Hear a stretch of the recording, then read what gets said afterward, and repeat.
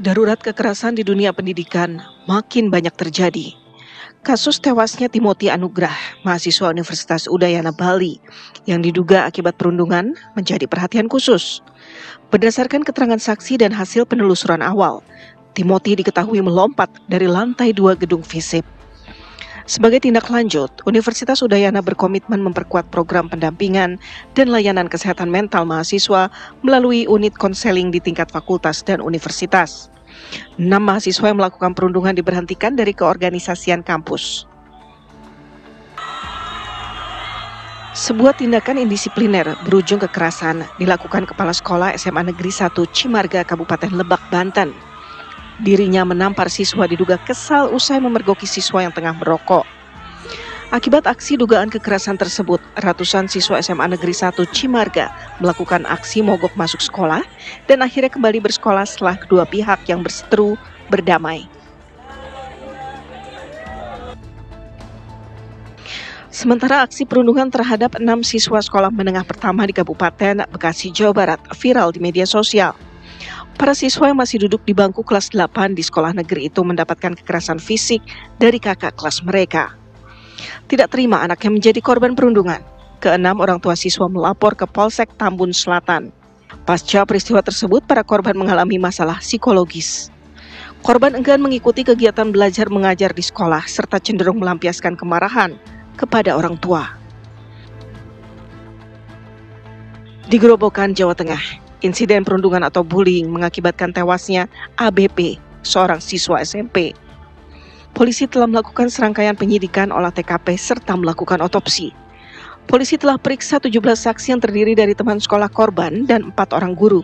Polisi juga telah mengumpulkan sejumlah rekaman CCTV yang berada di sekolah. Dari hasil pemeriksaan, polisi telah menetapkan 2 orang tersangka yang merupakan teman sekolah korban dan masih di bawah umur. Apakah deretan kasus perundungan atau kekerasan dalam dunia pendidikan bisa dicegah? Bagaimana peran pihak pendidik dan pemerintah dalam kasus ini? Tim TV One mengabarkan.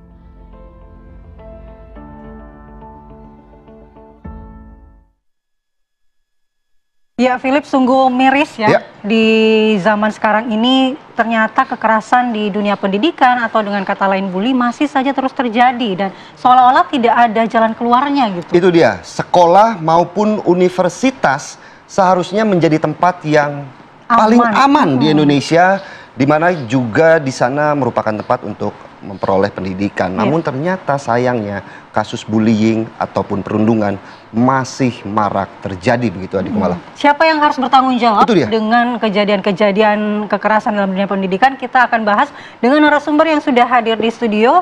Ada Mbak Hanifah Hasna, kriminolog. Bu I, selamat pagi. Mbak Hanifah. Selamat pagi, Mbak Hanifah. Selamat pagi. Kemudian ada juga Pak Tantan Hermansyah, sosiolog perkotaan. Selamat pagi, Pak Tantan. Selamat pagi, Assalamualaikum. Namun sebelum kita membahas dengan para narasumber yang ada di studio, kita juga sudah terhubung dengan ayah Timothy ya, almarhum yang menjadi korban. Ada Pak Lukas Triana Putra. Selamat pagi, Pak Lukas.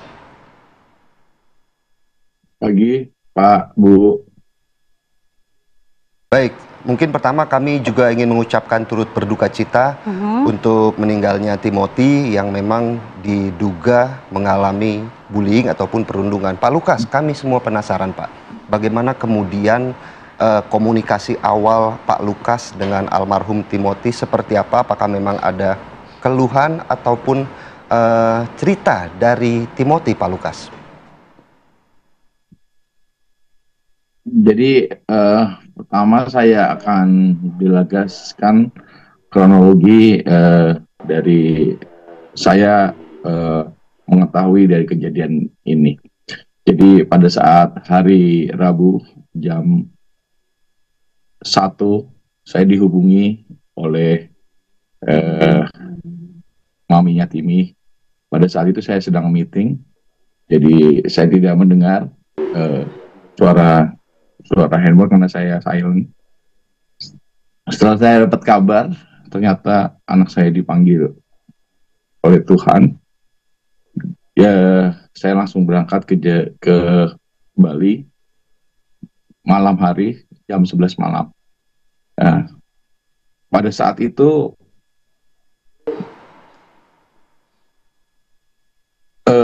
Timi sudah dibawa ke rumah duka dan ternyata maminya Timi sudah membuat pernyataan bahwa kasus ini tidak akan dibawa ke polisian.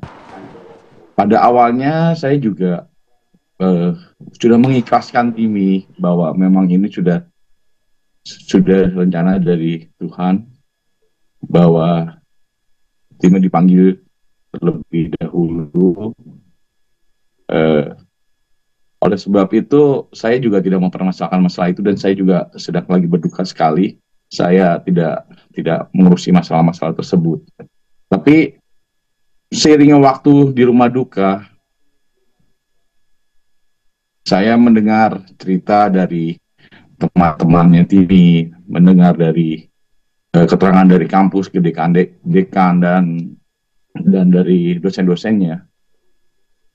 Keterangan yang kalian dapat itu beritanya simpang siur, yaitu Timi jatuh dari lantai berapa.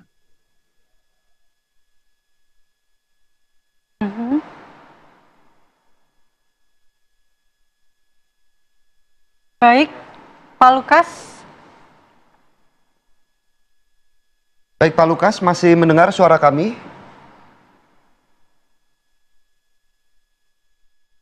Ya, Pak Lukas, apa yang disampaikan pihak kampus?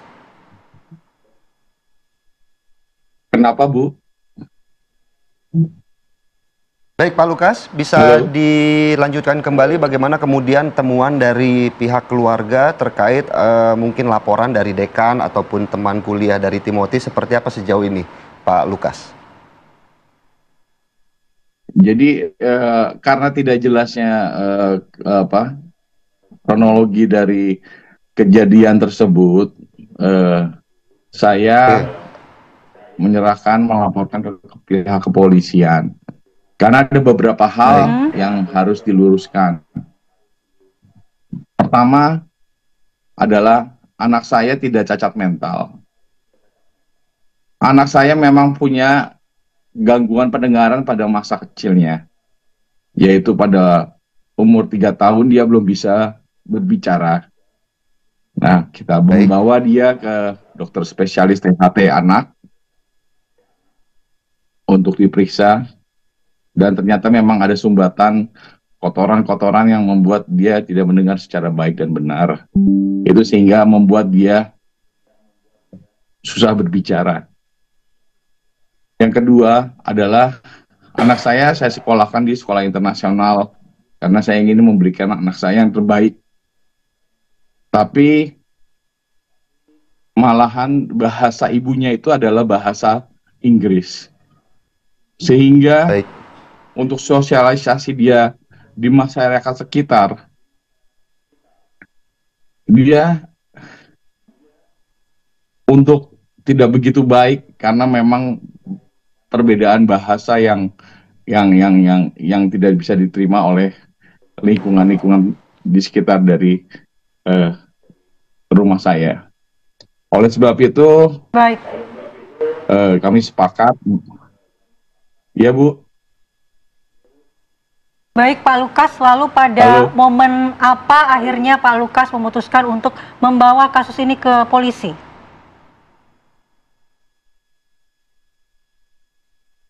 Ya karena pada saat itu tidak jelas untuk beritanya pertama. Kedua ada berita-berita yang di medsos itu yang tidak benar. Dan dari pernyataan dari pihak kampus pun yang kurang benar pernyataannya. Boleh saya jelaskan pernyataan di kampusnya tersebut? Boleh saya jelaskan? Ya, silakan Pak Lukas. Dari pihak kampus menjelaskan bahwa anak saya itu tidak ada dibully sebelum kejadian meninggal. Saya beritahukan, saya sudah konsultasi dengan kuasa hukum saya. Kasus bullying itu memang sangat susah dibuktikan, terutama yang kasus bullying yang verbal. Karena yang verbal itu pembuktiannya susah sekali, kecuali kalau memang bullyingnya itu adalah fisikal dan bullying yang ada di media sosial. Itu sangat gampang sekali untuk dibuktikan. Seperti yang dari beberapa mahasiswa dari UNUD yang membuli anak saya setelah pasca kematiannya. Itu gampang dibuktikan. Baik. Kalau itu mau dibawa ke ranah hukum, itu gampang itu. Pidananya gampang. Baik. Gitu. Cuman saya tidak mengambil langkah tersebut.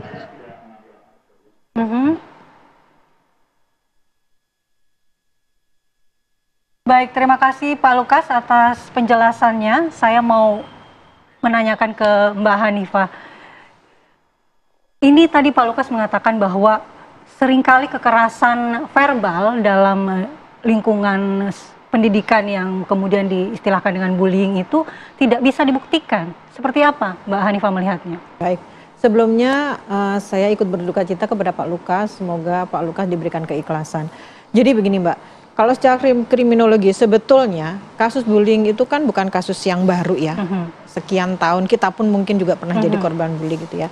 Nah yang disampaikan Pak Lukas tadi, kasus-kasus yang sudah dialami oleh Ananda tidak bisa dibuktikan.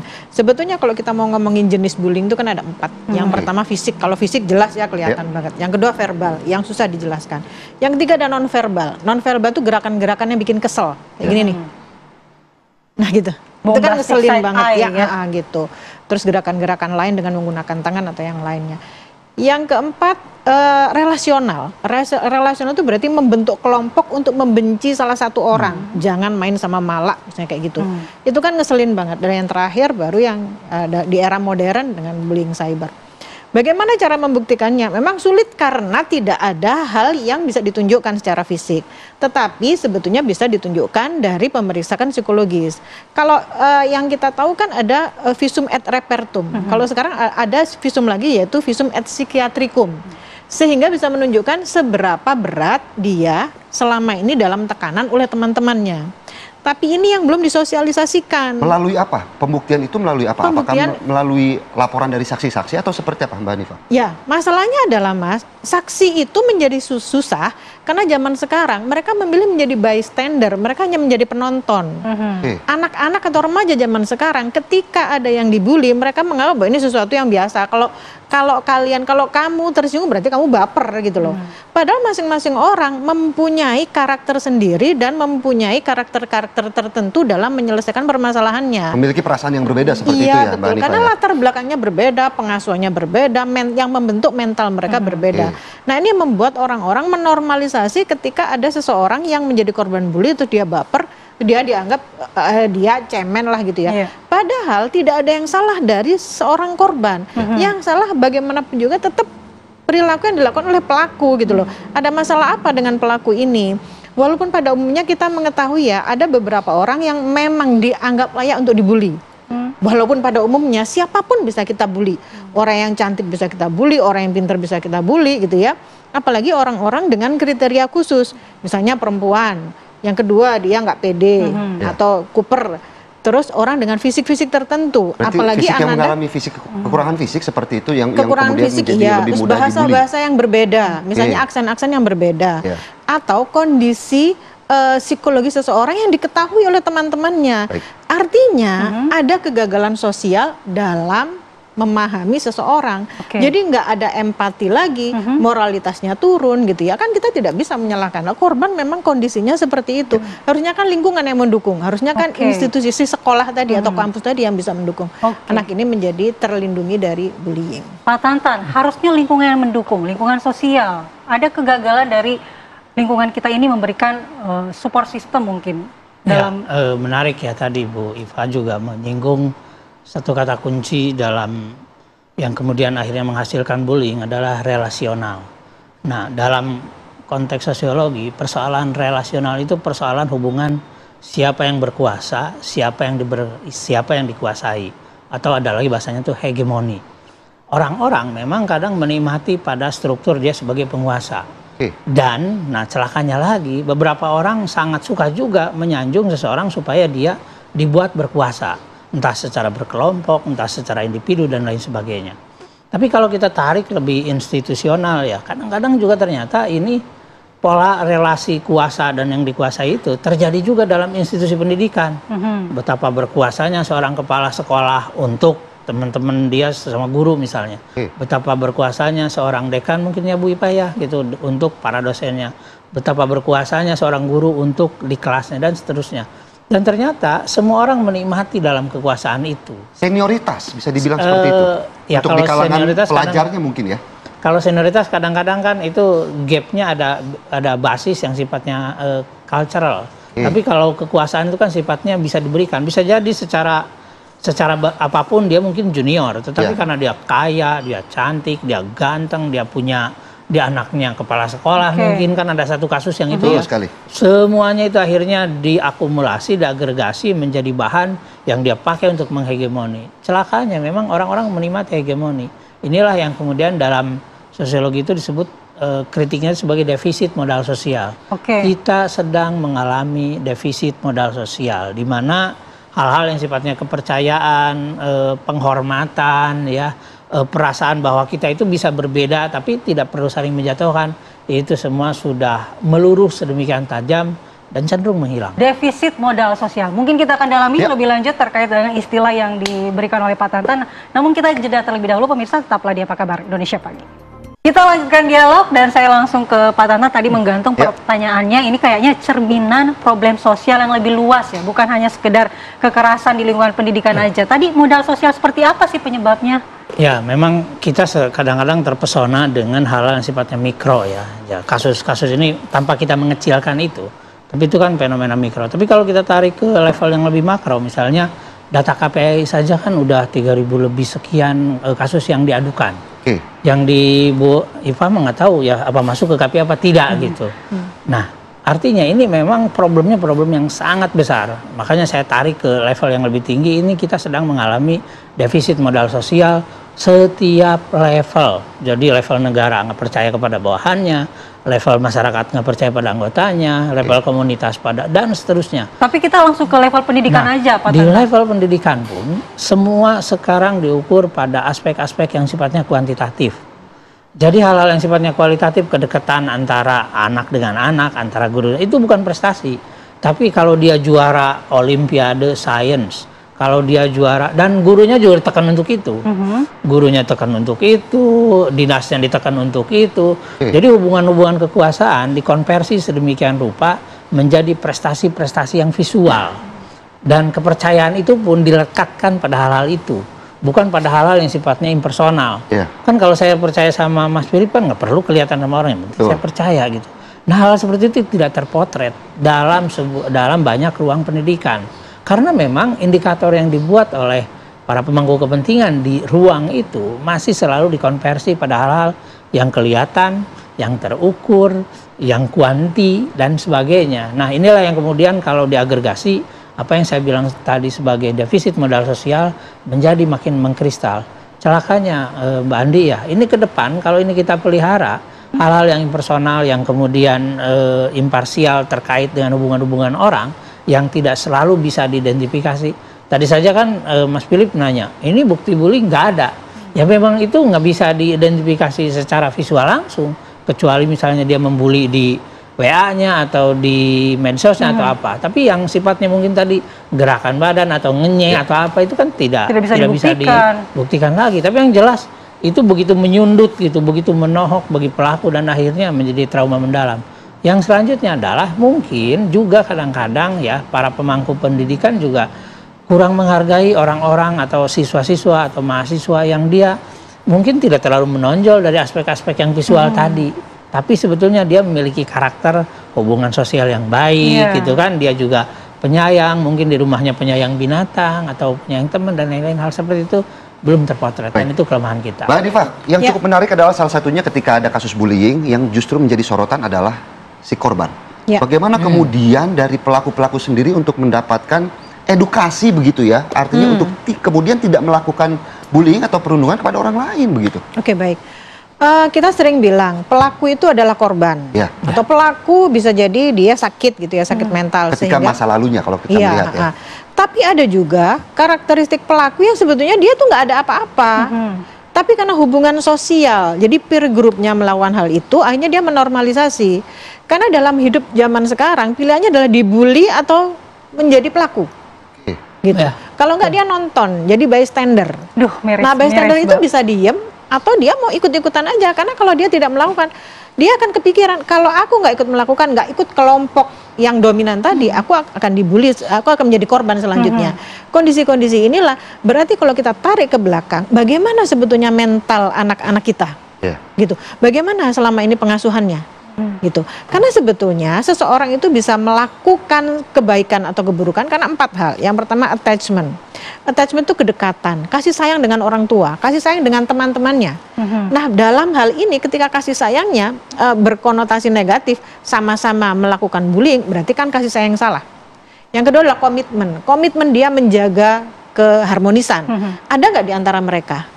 Jangan-jangan yang mereka harapkan hanya seperti yang tadi Pak Tantan sampaikan, prestasi. Lah selanjutnya involvement, apakah dia terlibat dalam hubungan-hubungan sosial yang baik, terlibat dalam memenuhi kebutuhan orang-orang yang dianggap unik. Yang terakhir adalah moralitas agama. Nah, ketika moralitas turun, kondisi-kondisi seperti ini, perilaku-perilaku ini akan diterima oleh masyarakat menjadi sebuah kebenaran. Itu menjadi kebenaran yang perilaku negatif yang dilakukan secara kolektif. Baik, kita harapkan ya ada solusi bersama yang bisa diberikan agar kondisi ini kemudian tidak dinormalisasi, kemudian juga modal sosial ini bisa kembali dibangun agar lingkungan pendidikan pun menjadi tempat yang aman bagi anak-anak kita untuk mendapatkan aman dan pendidikan. menyenangkan. Betul sekali, aman Baik, dan terima menyenangkan. kasih Terima Mbak kasih Mbak Hanifah, Hanifah dan juga Mas sama-sama. Tantan untuk waktunya pada pagi hari ini.